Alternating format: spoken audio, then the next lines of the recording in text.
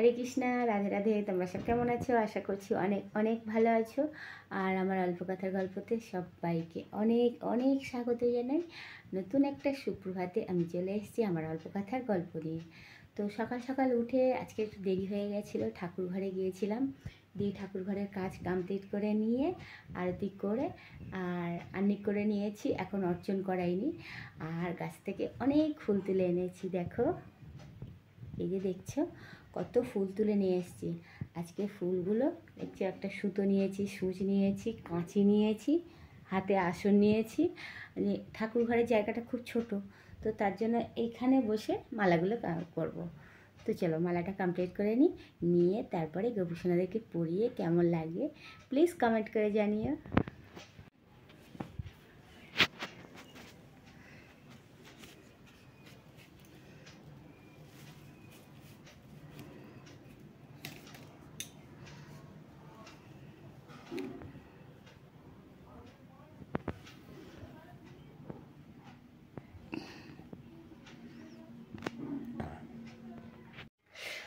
মাল লাগাতে কমপ্লিট হয়ে গেছে আর ঠাকুর ঘরে সব গুছিয়ে রেখে এসেছি। এবার স্নান করাবো, করিয়ে তারপরে ড্রেস করে মালা দেব।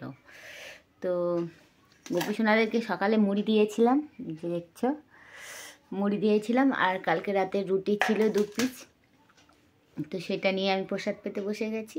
তো প্রসাদটা পেয়ে নিয়ে তারপরে ঠাকুর ঘরে আসছি।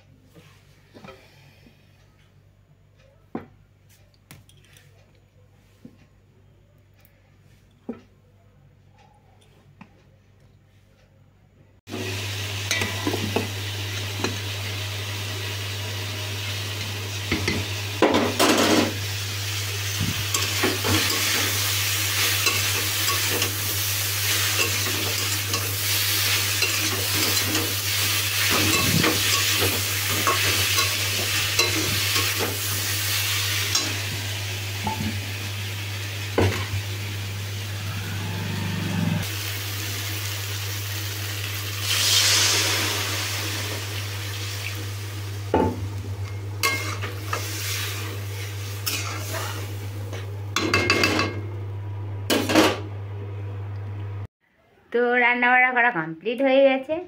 আর এইবার আমি আমার গোপুসোনাদেরকে ভোগ লাগাবো। আজকে দেখছো গোপুসোনাদেরকে কত সুন্দর ফুল দিয়ে সাজিয়েছি, কিরম ভাল লাগছে না? সবকে ফুল দিয়ে সাজিয়েছি, ভাল লাগছে না?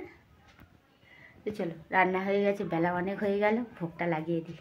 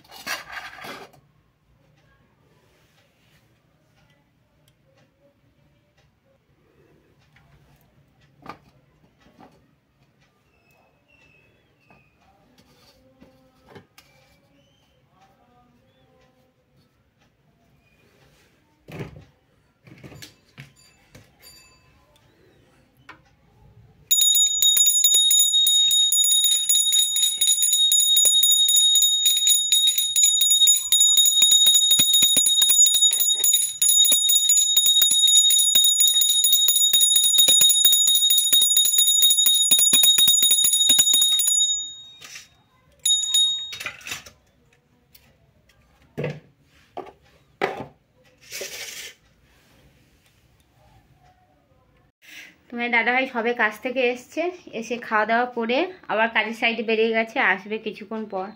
তো এখন সন্ধ্যা হয়ে গেছে। আর এই যে দেখছো এগুলো সব নবদ্বীপ যাওয়ার জন্য এগুলো সব বার করেছি। এগুলো যেটা লাগবে সেটা ইস্ত্রি করে নেব, সঙ্গে ইস্ত্রিটাও বার করে নিয়েছি। একটা আয়রন করা হয়ে গেছে, এই শাড়িটা পরবো। তোমরা জানো আমার সাদা কালার আর কালো কালার খুব খুব পছন্দ। তো যাই হোক, আমার সাদা শাড়ি নিয়ে নিয়েছি, 3টে সাদা শাড়ি নেব আর একটা লাল শাড়ি নেব। তো এগুলো এরকম থাকুক, আর যা কিছু আছে পরে গুছগাছ করব। আপাতত এখন গোপীসোনাদেরকে আরতি করব। তো চলো, এই যে দিচ্ছ গোপীসোনারা বসে আছে, তো চলো আরতিটা কমপ্লিট করে নিই।